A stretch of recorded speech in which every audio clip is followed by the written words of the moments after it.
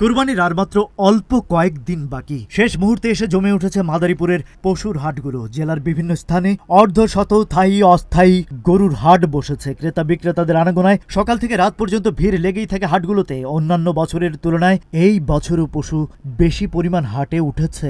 গত বছরের চেয়ে দাম কম পেয়ে দারুণ খুশি ক্রেতারা। আর হাসিল সহ অন্যান্য খরচ কম হয় বিক্রেতারাও সন্তুষ্টি জানিয়েছেন। হাটগুলোতে মেডিকেল টিম কাজ করছে, আর নিরাপত্তা পোশাকে ও সাদা পোশাকে পুলিশ, র্যাব, সেনাবাহিনী সহ অনেক পর্যাপ্ত সংখ্যক আইন শৃঙ্খলা বাহিনী দায়িত্ব পালন করছে।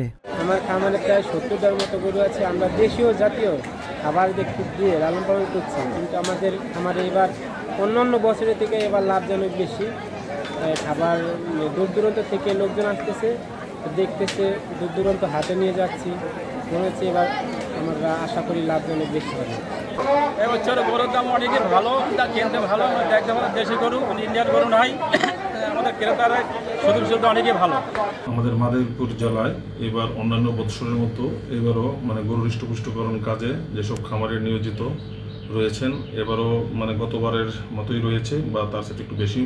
আর এবার আমাদের যে একটা পরিসংখ্যান আছে সেই পরিসংখ্যান অনুযায়ী আমাদের ছাগল এবং গরু মিলিয়ে 67,876টি পশু চাহিদা রয়েছে।